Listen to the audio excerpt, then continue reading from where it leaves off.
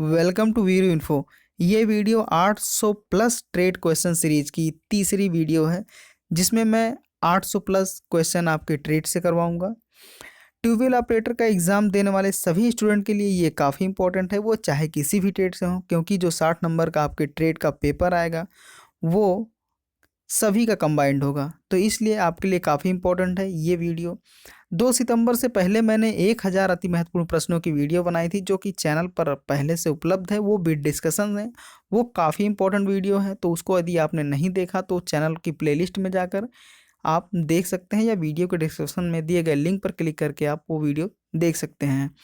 और यहाँ पर मैं आपके लिए इस वीडियो में वेल्डिंग के कुछ महत्वपूर्ण प्रश्न करवा रहा हूँ, जो कि काफ़ी महत्वपूर्ण है। जो 2 सितंबर को पेपर आउट हुआ था उसके हिसाब से यहाँ पर वेल्डिंग के करीब 5-7 क्वेश्चन पूछे गए थे, तो इसलिए वेल्डिंग के क्वेश्चन यहाँ से 100 प्लस क्वेश्चन मैं करवा दूंगा, जिससे आपके वेल्डिंग के क्वेश्चन नहीं फंसेंगे और आने वाले एग्ज़ाम में आपके लिए काफ़ी हेल्पफुल रहेंगे।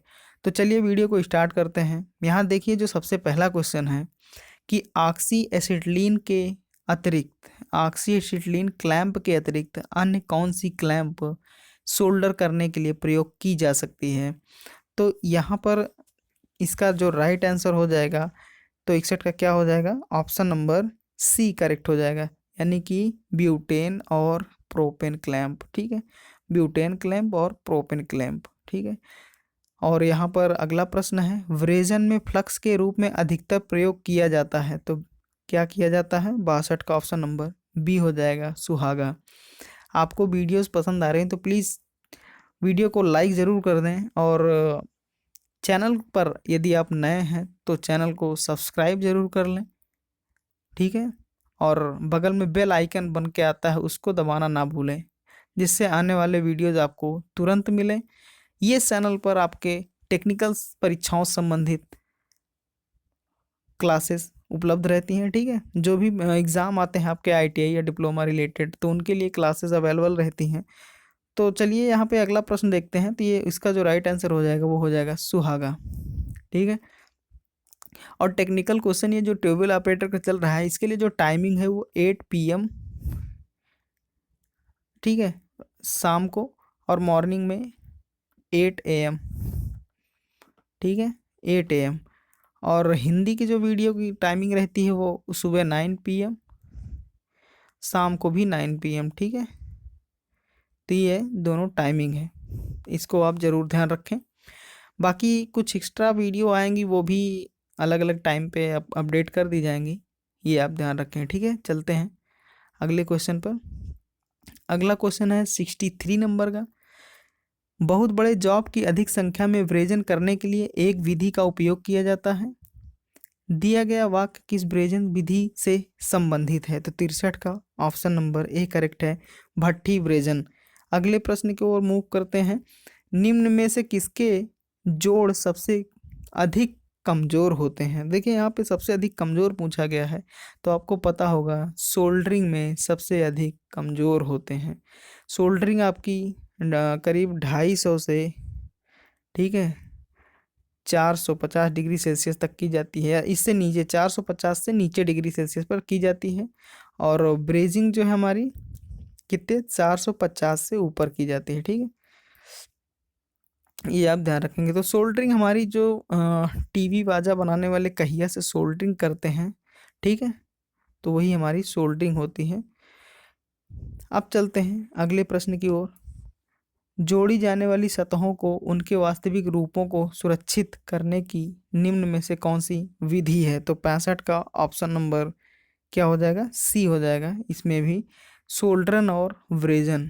ठीक है, यानी ऑप्शन नंबर सी करेक्ट हो जाएगा, ए और बी दोनों। अगला प्रश्न है, सोल्डर में किसका फिलर मेटल के रूप में प्रयोग होता है।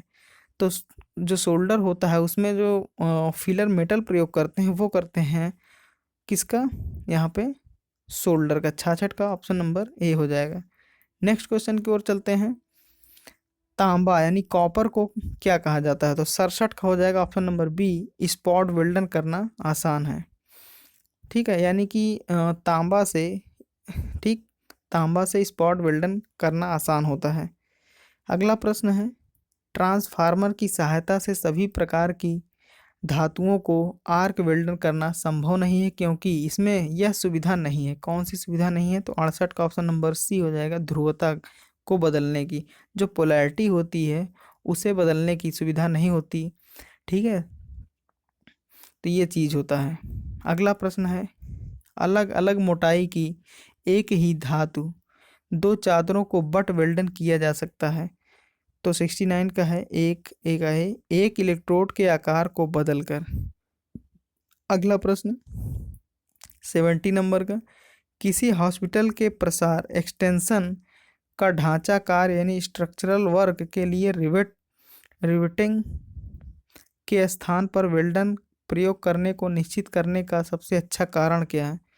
तो इसका कारण है 70 का ऑप्शन नंबर बी हो जाएगा, यह शांत है। अगला प्रश्न, मृदु इस्पात माइल्ड स्टील का वेल्डन करने के लिए यह आर्क वेल्डन अधिक उपयुक्त है। तो कौन सा है? 71 का ऑप्शन नंबर बी हो जाएगा, एसी सीधी ध्रुवता। अगला प्रश्न, फोर्जन वेल्डिंग सबसे अधिक उपयुक्त है। तो 72 का ऑप्शन नंबर बी करेक्ट है, पिटवा लोहा में ठीक के लिए। ठीक है, पिटवा लोहा के लिए फोर्जन वेल्डिंग सबसे अधिक उपयुक्त है। अगला प्रश्न 73 का है, एक ही मोटाई की अलग अलग धातुओं की दो चादरों को स्पॉट वेल्डन किया जा सकता है। कैसे किया जा सकता है? तो 73 का ऑप्शन नंबर ए हो जाएगा, दाब लगाकर। कैसे हो जाएगा? दाब लगाकर। अगला प्रश्न है 74, निम्न में से किस वेल्डन प्रक्रम में पूरक धातु प्रयोग किया जाता है? तो 74 का ऑप्शन नंबर ए हो जाएगा, स्पॉट वेल्डन में। अगला प्रश्न है, प्रतिरोध वेल्डन में इलेक्ट्रोड इस पदार्थ का बना होता है। तो प्रतिरोध वेल्डन में इलेक्ट्रोड किस पदार्थ का बना होता है? 75 का ऑप्शन नंबर ए हो जाएगा, तांबा। अगला प्रश्न है 76 का, निम्न में से कौन सी धातु स्वयं के साथ वेल्ड योग्य है? तो कौन सी वेल्ड योग्य है? 76 का ऑप्शन नंबर बी हो जाएगा, मृदु इस्पात। नेक्स्ट क्वेश्चन है, स्टेनलेस इस्पात का वेल्डन करना कठिन है। देखिए, स्टेनलेस स्टील का वेल्डिंग करना कठिन क्यों होता है?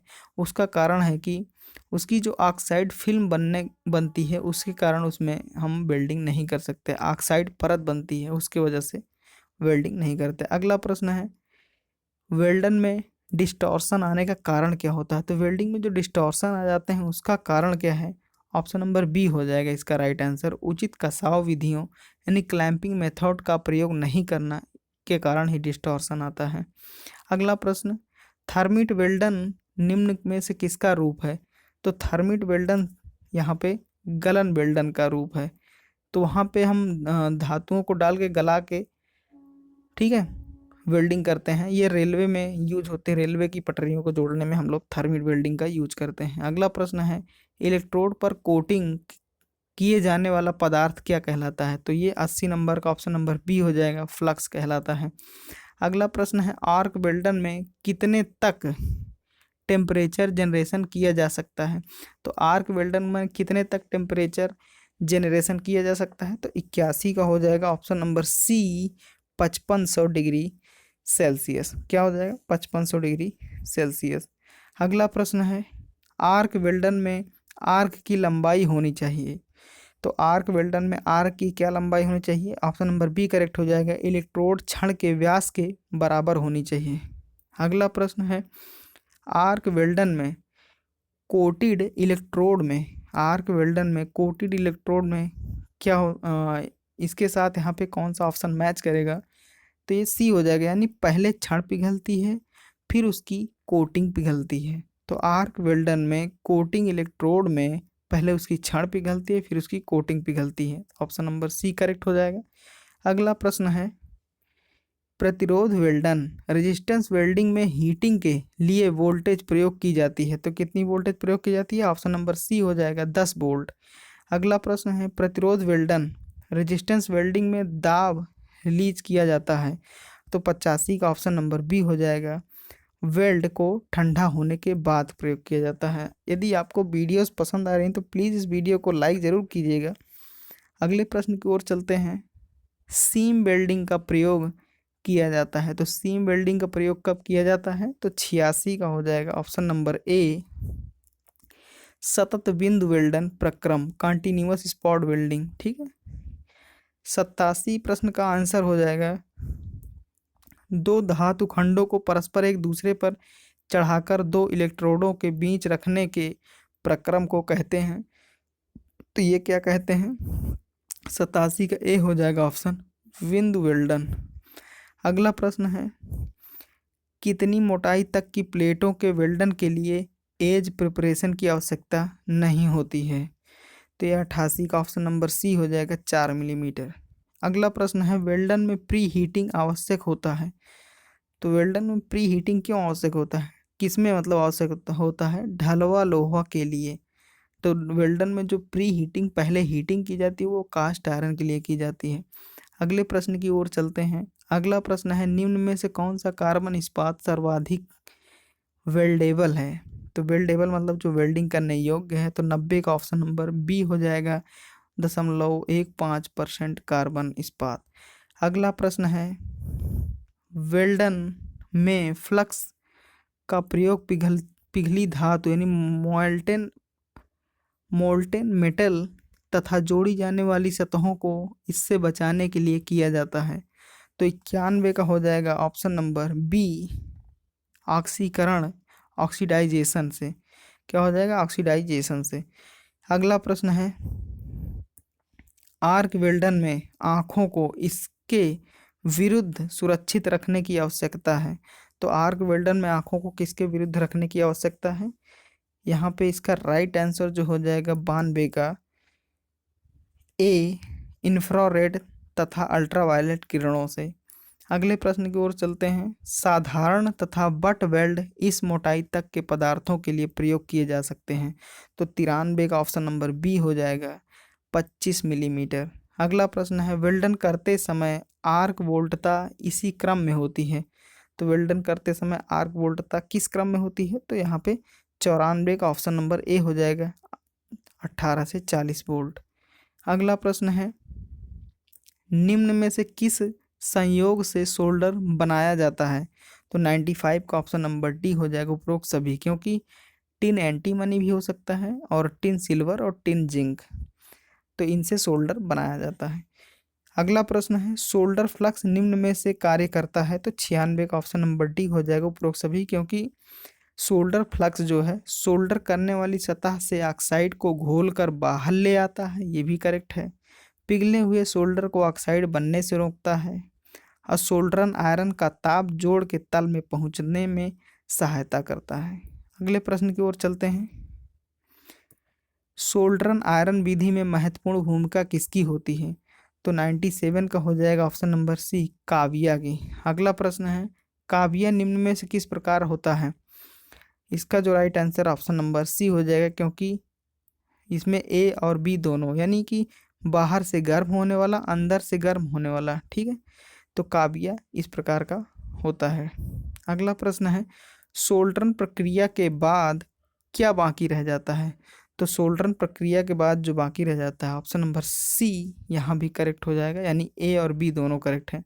तो सतह से कोरोसिव फ्लक्स को हटाना और सतहों से रेजन को बचाना, ये चीज़ बाकी रह जाता है सोल्डरन प्रक्रिया के बाद। जब भी हम सोल्डरिंग करते हैं उसके बाद हमें ये दो चीज़ें करना रहता है।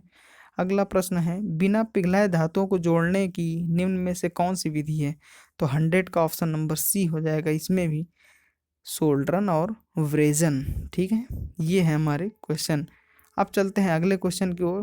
थर्मिट वेल्डन में आयरन ऑक्साइड तथा एल्युमिनियम ऑक्साइड इस अनुपात में मिश्रित किया जाता है। तो किस अनुपात में मिश्रित किया जाता है? 101 का ऑप्शन नंबर डी हो जाएगा 1:3 के अनुपात में। अगला प्रश्न TIG वेल्डन टिग वेल्डिंग में के लिए सर्वाधिक उपयुक्त होते किसके लिए? तो ऑप्शन नंबर ए हो जाएगा एल्यूमिनियम के लिए। अगला प्रश्न है लेजर वेल्डिंग का सबसे अधिक व्यापक अनुप्रयोग होता है? तो ये कहाँ होता है? 103 का ऑप्शन नंबर बी हो जाएगा इलेक्ट्रॉनिक उद्योगों में। तो इलेक्ट्रॉनिक उद्योगों में जो लेजर वेल्डिंग का होता है सबसे अधिक उपयोग होता है। अगला प्रश्न है भूरा ढलवा लोहा यानी ग्रे कास्ट आयरन का वेल्डन सामान्यतः इस वेल्डन विधि द्वारा किया जाता है।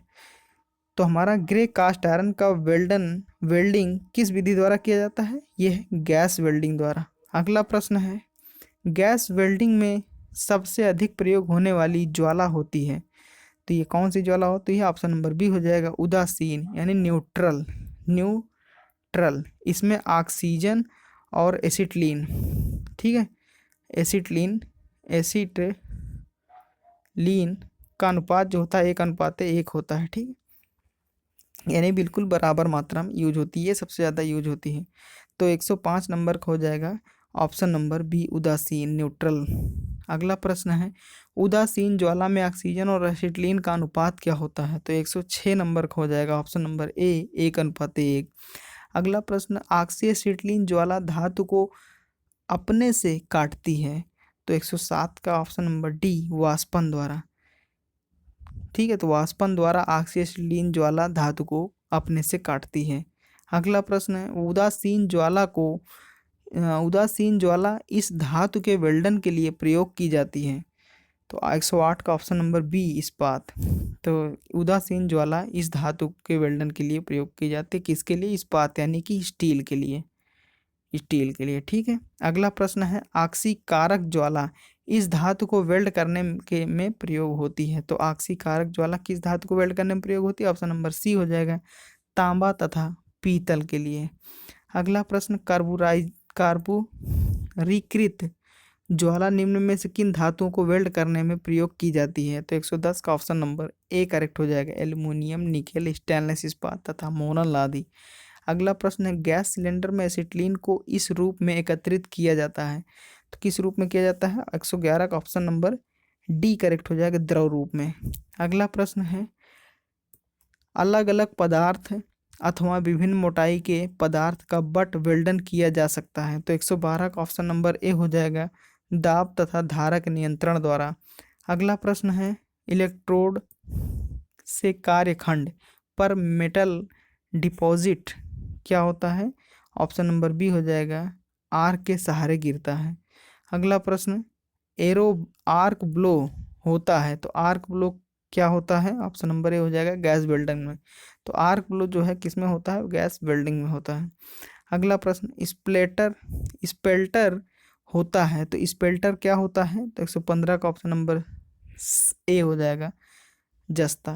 अगला प्रश्न है, प्रतिरोध वेल्डन में ऊष्मा निम्न सूत्र से पैदा होती है, 116 का हो जाएगा ऑप्शन नंबर सी I² × RT, ठीक है। अगला प्रश्न है, सॉफ्ट सोल्डरिंग निम्न ताप पर किया जाता है, तो 117 का हो जाएगा ऑप्शन नंबर ए 350 डिग्री सेल्सियस से कम तापमान पर। अगला प्रश्न है, दो अलग अलग प्रकार की धातुओं को जोड़ने के लिए आप किसका प्रयोग करेंगे? तो 118 का ऑप्शन नंबर ए हो जाएगा ब्रेजन। देखिए वेल्डिंग में अलग अलग धातुएं नहीं जुड़ी, लेकिन हम ब्रेजन में जोड़ सकते हैं।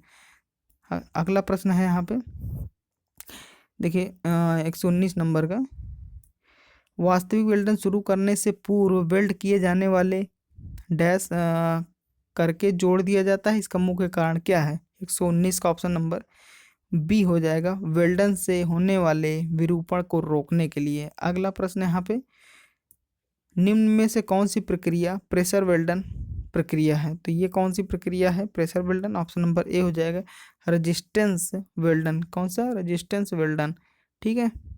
अगला प्रश्न है, वेल्डन करते समय वेल्डन रॉड का वेल्ड रेखा से उचित कोण क्या होता है? इंपॉर्टेंट क्वेश्चन है, कितना कोण होता है? 121 का हो जाएगा ऑप्शन नंबर डी 70 से 80 अंश। अगला प्रश्न, वेल्डन के लिए प्रयोग होने वाली ऑक्सीजन का सिलेंडर का रंग कैसा होता है?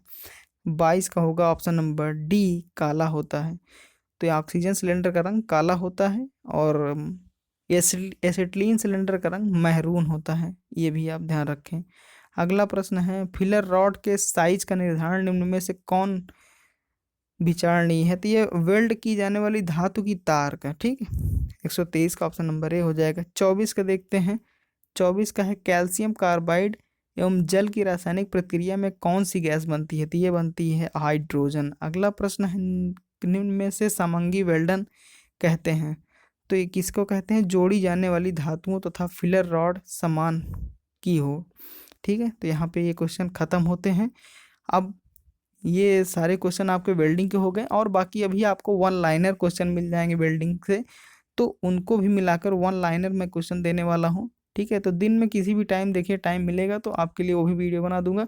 बाकी आप ये याद रखें कि सुबह 8 बजे 8 AM और शाम को 8 PM ये आपकी टेक्निकल ट्रेड से होंगे वीडियोस। ठीक है, क्या होंगे? टेक्निकल ट्रेड से 60 नंबर का जो आएगा, तो आपको इस टाइम मिल जाएंगे। बाकी 9 बजे हिंदी की कुछ वीडियोस आ जाएंगी।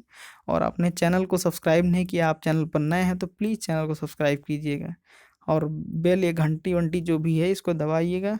ठीक है, और बस नोटिफिकेशन पाइए और तैयारी करिए और लग जाइए। ठीक है, मिलते हैं अगले अगले वीडियो में। Thanks for watching.